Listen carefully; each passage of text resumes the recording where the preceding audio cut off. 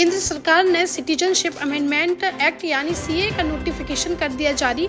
इसके साथ ही देश भर में लागू हो गया है यह कानून। सीएए को हिंदी में कहा जाता है नागरिकता संशोधन कानून, जिससे पाकिस्तान, बांग्लादेश और अफगानिस्तान से आए हुए गैर मुस्लिम शरणार्थियों को नागरिकता मिलने का रास्ता हो जाएगा साफ। इससे पहले पीएम नरेंद्र मोदी ने सोशल मीडिया पर ट्वीट कर अग्नि 5 मिसाइल के सफल परीक्षण पर डीआरडीओ के वैज्ञानिकों को दी बधाई और लिखा कि मिशन दिव्यास्त्र के लिए हमें अपने वैज्ञानिकों पर है गर्व। यूपी विधान परिषद यानी एमएलसी के लिए सोमवार को एनडीए के 10 और सपा के 3 प्रत्याशियों ने किया नामांकन, जहां सपा ने बलराम यादव, गुड्डू जमाली और किरण पाल कश्यप को दिया है टिकट। वहीं भाजपा के सहयोगी दल के 3 प्रत्याशियों में अपने दल के आशीष पटेल, एनडीए के योगेश चौधरी और सुभाषपा के बिच्छे लाल राजभर को बनाया गया है उम्मीदवार। जबकि भाजपा प्रत्याशियों में झांसी के पूर्व महापौर रामतीर्थ सिंघल, विजय पाठक, अशोक कटारिया, महेंद्र सिंह, मोहित बेनीवाल, संतोष सिंह व धर्मेंद्र सिंह के नाम है शामिल। सीएम योगी आदित्यनाथ, प्रदेश अध्यक्ष भूपेंद्र चौधरी व दोनों डिप्टी सीएम की मौजूदगी में एनडीए के प्रत्याशियों ने किया नामांकन दाखिल। ऐसे में अब अगर प्रत्याशियों की संख्या नहीं बढ़ती है तो सभी 13 प्रत्याशी चुन लिए जाएंगे निर्विरोध एमएलसी। एमपी में कांग्रेस को आज फिर लगा बड़ा झटका, जहां पन्ना के गुन्नौर से पूर्व विधायक शिवदयाल मांगरी, सागर जिले की खुरई सीट से पूर्व विधायक अरुणोदय चौबे और अलीराजपुर जिले में 6 बार सरपंच व 3 बार जनपद सदस्य रहे भील नेता कमरू भाई कांग्रेस और भाजपा में हो गए शामिल। सोमवार सुबह भाजपा प्रदेश कार्यालय में सीएम मोहन यादव, प्रदेश अध्यक्ष वीडी शर्मा, नरोत्तम मिश्रा, गोविंद सिंह राजपूत समेत अन्य भाजपा नेताओं की मौजूदगी में पार्टी की सदस्यता कराई गई ग्रहण। वहीं दीपक जोशी की अभी टल गई घर वापसी, अब वह कुछ दिनों बाद कांग्रेस छोड़कर भाजपा में कर सकते हैं ज्वाइन।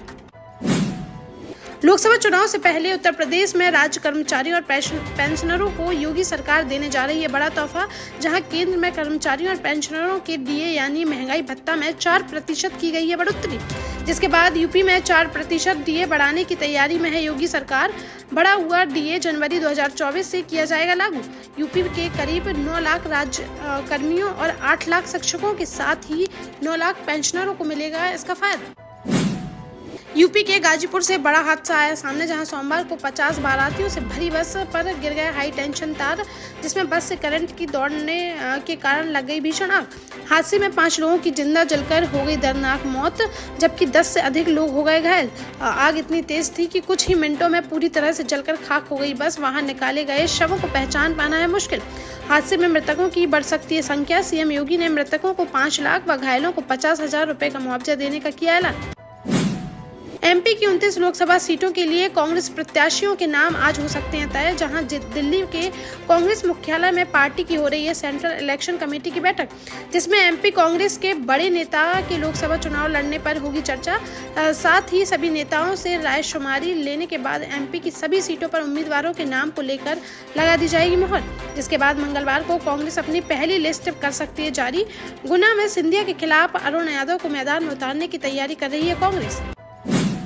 झांसी में आज तेज रफ्तार केटीएम बाइक का देखने को मिला कहर, जहां रक्षा थाना क्षेत्र अंतर्गत करौंदी माता मंदिर के पास शिवपुरी हाईवे पर सड़क पार कर रहे पैदल युवक को केटीएम बाइक ने मार दी जोरदार टक्कर, जिसमें बाइक सवार दोनों युवक भी गिरकर हो गए घायल। इस हादसे में युवक व बाइक चालक की हो गई मौत, जबकि बाइक चालक का नाबालिग फुपेरा भाई हो गया घायल। इसे इलाज के लिए अस्पताल में कराया गया भर्ती। पुलिस ने शवों को पोस्टमार्टम के लिए भेजकर मामले की जाँच की शुरू। महुआ में 12वीं की छात्रा को घर से अगवा करने की कोशिश करने का मामला आया सामने, जहां कुलपहाड़ थाना क्षेत्र में रहने वाली युवती के परिजनों का आरोप है कि दबंगों ने दलित छात्रा को घर पहुंचाकर जबरन उठाने की कोशिश और दरवाजे पर फायर करने के साथ ही परिजनों के साथ की मारपीट, जिसमें छात्रा के दादा हो गए गंभीर रूप से घायल, जिन्हें अस्पताल में कराया गया भर्ती। पीड़िता ने परिजनों के साथ एसपी ऑफिस पहुंचकर लगाई न्याय की गुहार। जालौन में जोहलूपुर हमीरपुर स्टेट हाईवे पर तेज रफ्तार का देखने को मिला कहर, जहां ग्राम बागी के पास तेज रफ्तार ओवरलोड ट्रक ने एक बाइक सवार को मार दी जोरदार टक्कर, जिसमें 19 वर्षीय आकाश की मौके पर ही हो गई दर्दनाक मौत। स्थानीय लोगों ने पुलिस को दी सूचना। मौके पर पहुंची पुलिस ने शवों को पोस्टमार्टम के लिए भेजकर ट्रक चालक पर कार्रवाई की शुरू।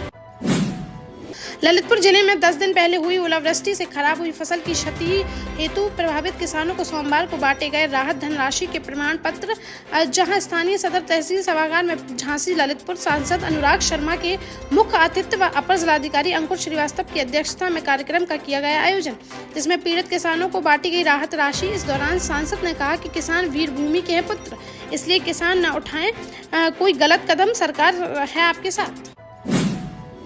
झांसी में संचालित हुक्काबारों की तमाम शिकायतों के बाद बीती रात हरकत में आई पुलिस और ट्रेनी आईपीएस के नेतृत्व में अलग अलग पुलिस टीमों ने शहर में 7 हुक्काबारों पर की छापेमारी, जिससे वहां मौजूद लोगों में मच गई अफरा तफरी। वहीं पुलिस ने मौके पर अलग अलग स्थानों के 11 संचालकों को किया गिरफ्तार, जिनके पास से 27 हुक्के व अलग अलग फ्लेवर के टोबैको समेत अन्य सामान किया गया बरामद।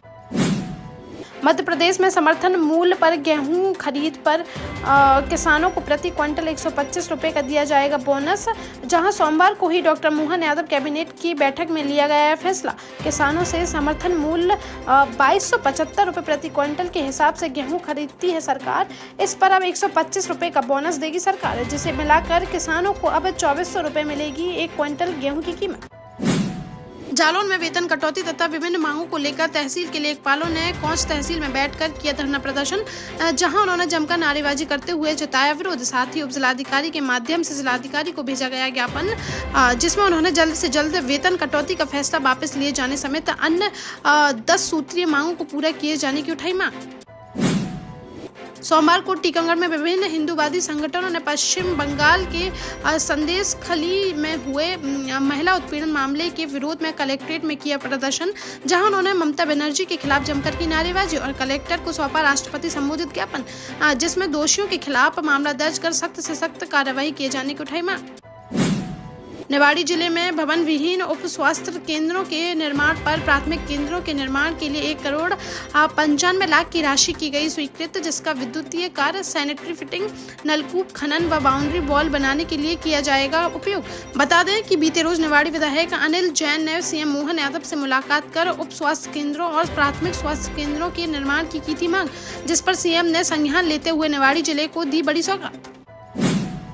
टीकमगढ़ में अब कुछ दिनों तक गूंजेगा लाइट कैमरा एक्शन, जहां सोमवार को फिल्म के डायरेक्टर प्रोड्यूसर महेश सिंह के साथ पूर्व विधायक के श्रीवास्तव ने की प्रेस कॉन्फ्रेंस, जिसमें उन्होंने बताया कि हाफ लाइट फिल्म का किया जा रहा है निर्माण, जिसकी 15 दिनों तक तालकोटी भवन, कुंडेश्वर मंदिर, बलदेवगढ़ किला, सर्किट हाउस और रिजॉर्ट समेत अन्य जगहों पर की जाएगी शूटिंग, जिसमें स्थानीय कलाकारों को भी काम करने का मिलेगा मौका। इस फिल्म में पूर्व विधायक के श्रीवास्तव के बेटे सिद्धार्थ भी कर रहे हैं अभिनय। आज झांसी में अखिल भारतीय विद्यार्थी परिषद ने बुंदेलखंड विश्वविद्यालय में जमकर नारेबाजी करते हुए किया प्रदर्शन, जहां छात्र छात्राओं का आरोप है कि उनके साथ सही तरीके से नहीं किया जा रहा है व्यवहार, लाइब्रेरी की है दिक्कत। साथ ही उन्होंने शिक्षक भर्ती पर भी उठाए सवाल, कहा कि गुपचुप तरीके से की जा रही है शिक्षक भर्ती, जिसको लेकर एबीवीपी के कार्यकर्ताओं ने जताया विरोध। मौके पर पहुंचे कुलपति मुकेश पांडे ने सभी समस्याओं का निस्तारण करने का दिया आश्वासन, तब जाकर उनका विरोध प्रदर्शन हो सका समाप्त। आज झांसी में क्षत्रिय कलचोरी कलवार महासंघ एवं आबकारी ठेकेदार द्वारा नन्ही टॉकीज में पूर्व जिला अधिकारी प्रमोद गोयल की विदाई समारोह का किया गया आयोजन, जिसमें उन्होंने शॉल उड़ाकर और श्रीफल का सम्मान पत्र भेंट किया गया सम्मानित। इस मौके पर अजीत राय, पुष्पेंद्र राय, दिनेश शिवहरे, विपिन सिंह, राजकुमार राय, मनोज शिवहरे, अशोक राय, पुष्पराज राय, अंकित सिंह समेत अन्य गणमान्य लोग रहे मौजूद।